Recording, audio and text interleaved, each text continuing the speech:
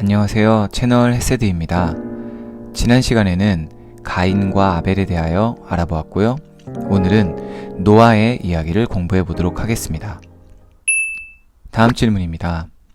노아 대에 이르러 두 줄기가 무엇에 의해서 합쳐지고 있나요? 창세기 6장 2절 보겠습니다. 하나님의 아들들이 사람의 딸들의 아름다움을 보고 자기들이 좋아하는 모든 여자를 아내로 삼는지라. 아멘. 여기서 하나님의 아들들과 사람의 딸들은 누구를 가리키는 걸까요? 이것에 대하여 여러 가지 해석이 있지만 지금까지의 문맥을 따라 살펴보면 여자의 후손과 뱀의 후손으로 보아야 합니다. 이것이 본문의 흐름 그리고 결과의 자연스러운 해석으로 연결됩니다.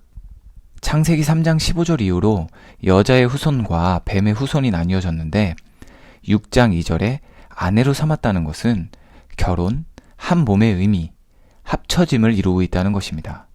이 합친다라는 것이 긍정적인 느낌을 주는 단어이지만 구속사에 있어서 합쳐짐은 여자의 후손이 뱀의 후손 쪽으로 합쳐지는 세속화, 즉 타락을 의미합니다. 하나님께서는 예레미야 15장 19절 하반절에서 이렇게 말씀하십니다. 여호와께서 이와 같이 말씀하시되 너는 그들에게로 돌아가지 말지니라. 아멘. 다음 질문입니다. 하나님은 죄악으로 가득 찬 세상을 어떻게 하시겠다고 말씀하시나요? 창세기 6장 13절입니다. 하나님이 노아에게 이르시되 모든 혈육 있는 자의 포악함이 땅에 가득함으로 그 끝날이 내 앞에 이르렀으니 내가 그들을 땅과 함께 멸하리라. 아멘. 창세기 6장 17절 이어서 보겠습니다. 내가 홍수를 땅에 일으켜 무릇 생명의 기운이 있는 모든 육체를 천하에서 멸절하리니 땅에 있는 것들이 다 죽으리라. 아멘. 홍수를 일으켜 모든 것을 심판하시겠다고 하십니다. 그렇습니다. 타락의 결과, 죄의 결과는 멸망, 죽음인 것입니다. 다음 질문입니다. 심판하기에 앞서 무엇을 세워주셨으며 노아는 어디로 들어간 것이 되나요? 창세기 6장 18절입니다. 그러나 노아는 내가 내 언약을 세우리니 너는 내 아들들과 내 아내와 내 며느리들과 함께 그 방주로 들어가고. 아멘. 방주 안으로 들어간 노아와 가족들. 그런데 말씀을 보시면 언약을 세우리라 이렇게 말씀하십니다. 다시 말하면 그 방주는 언약이며 노아와 가족들은 언약 안으로 들어간 셈입니다. 천지가 창조되고 아담 이후로 어느 시대를 막론하고 구원은 오직 언약 안에만 있음을 알 수 있습니다. 다음 질문입니다. 홍수 심판에서 구원 얻은 자가 몇 명뿐이라고 하나요? 베드로전서 3장 20절을 보겠습니다.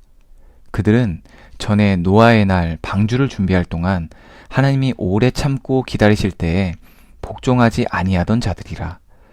방주에서 물로 말미암아 구원을 얻은 자가 몇 명뿐이니 겨우 8명이라. 아멘.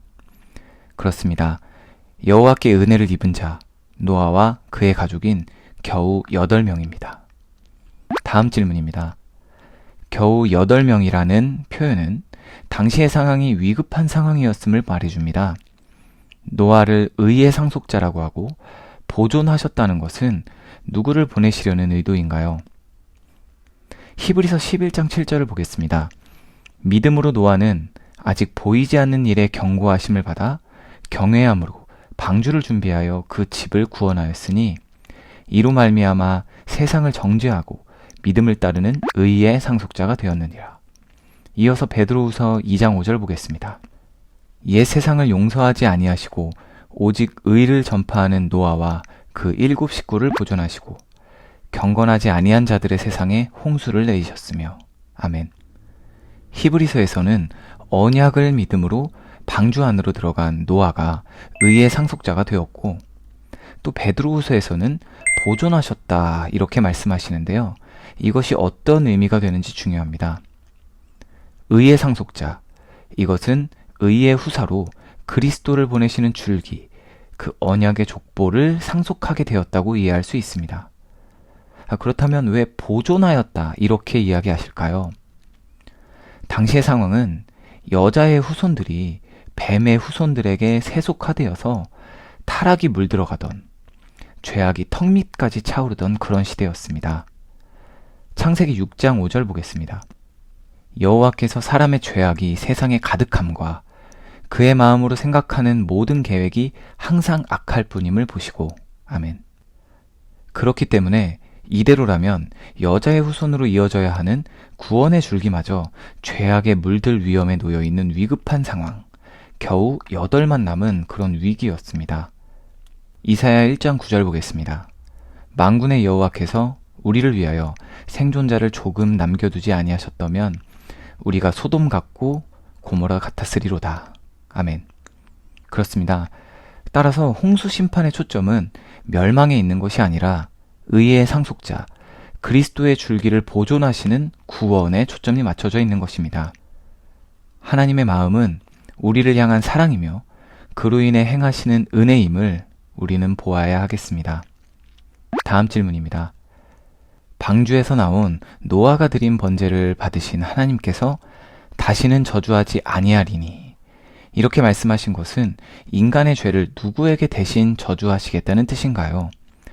창세기 8장 20에서 21절 보겠습니다.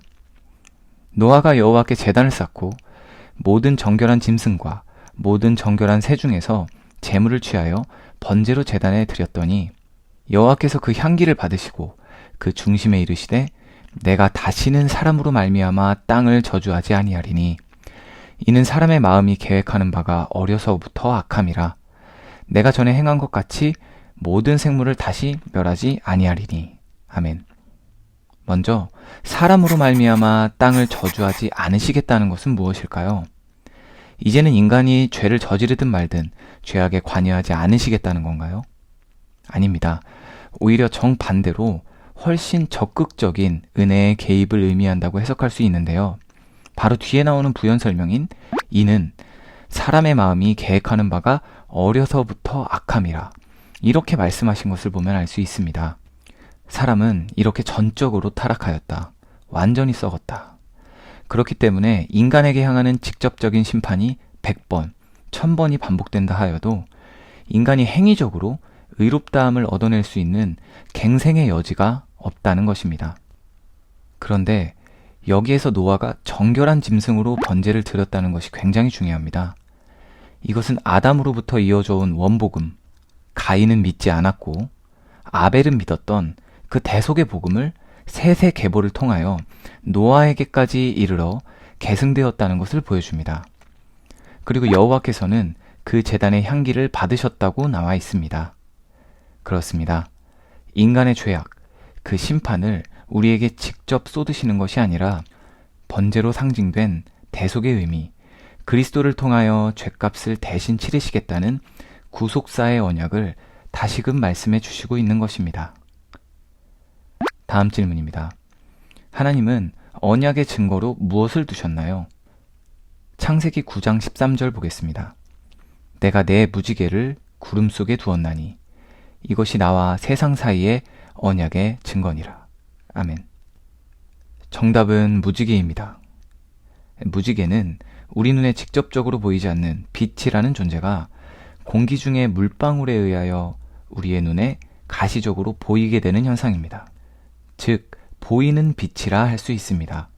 그렇다면 빛이신 주님, 보이지 않는 하나님, 그 언약의 증거는 지금 우리에게 어디에 있는 것인가요? 참 빛으로 세상에 오신 그리스도와 구속사 그 언약을 나타낸 성경, 오직 말씀으로 우리는 볼 수 있는 것입니다. 다음 질문입니다. 그런데 성경은 방주에서 나온 노아의 어떤 모습을 보여주고 있으며 누구와 같은 모습인가요? 창세기 9장 20절, 21절 보겠습니다. 노아가 농사를 시작하여 포도나무를 심었더니 포도주를 마시고 취하여 그 장막 안에서 벌거벗은지라. 아멘. 구약에서 가장 많은 수고를 한 사람을 뽑자면 당연 노아일 것입니다. 엄청난 기간 동안 오직 말씀에 의지하여 방주를 제작하고 대홍수를 겪었습니다. 그리고 우리의 100년 남짓한 삶에도 풍파가 오죽한데 노아는 950년을 살았습니다. 얼마나 수고로운 많은 일들, 중요한 일들이 있었을까요? 그런데 굳이 술에 취해 벌거벗은 수치스러운 노아의 모습이 성경에 기록되어 있습니다. 이를 통해 말씀하시는 것이 무엇일까요? 바로 이러한 노아일지라도 자신의 행위로는 하나님 앞에서 의롭다함을 얻을 수 없음, 즉 자력 구원의 불가능성을 말씀하시는 것입니다. 그리고 벌거벗음? 이것은 누구를 떠올리게 하나요? 창세기 3장 10절입니다. 이르되 내가 동산에서 하나님의 소리를 듣고 내가 벗었으므로 두려워하여 숨었나이다. 아멘. 그렇습니다. 언약을 저버린 타락한 인간의 모습을 보여준 아담인 것입니다. 우리는 이때 하나님께서 아담과 하와에게 수치를 가려주신 가죽옷의 은혜를 기억하고 있습니다. 다음 질문을 보면서 벌거벗은 노아에게 어떤 일이 일어나는지 보겠습니다. 다음 질문입니다. 노아의 벌거벗은 몸을 누가 덮어주었으며 노아는 누구를 찬송하고 있나요? 창세기 9장 22절에서 26절 보겠습니다. 가나안의 아버지 함이 그의 아버지의 하체를 보고 밖으로 나가서 그의 두 형제에게 알림해 셈과 야벳이 옷을 가져다가 자기들의 어깨에 메고 뒷걸음쳐 들어가서 그들의 아버지의 하체를 덮었으며 그들이 얼굴을 돌이키고 그들의 아버지의 하체를 보지 아니하였더라. 노아가 술에 깨어 그의 작은 아들이 자기에게 행한 일을 알고 이에 이르되 가나안은 저주를 받아 그의 형제의 종들의 종이 되기를 원하노라 하고 또 이르되 셈의 하나님 여호와를 찬양하리로다. 가나안은 셈의 종이 되고. 아멘. 셈과 야벳이 함께 노아의 벌거벗음을 덮었습니다.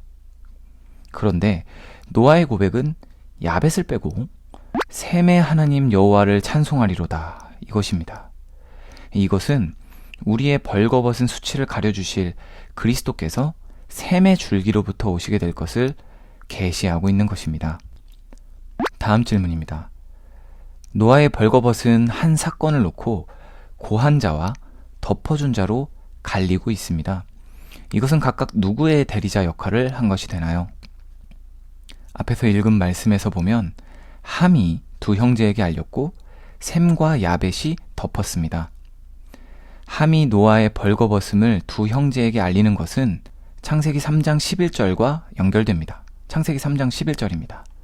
이르시되 누가 너의 벗었음을 내게 알렸느냐? 내가 내게 먹지 말라 명한 그 나무 열매를 내가 먹었느냐?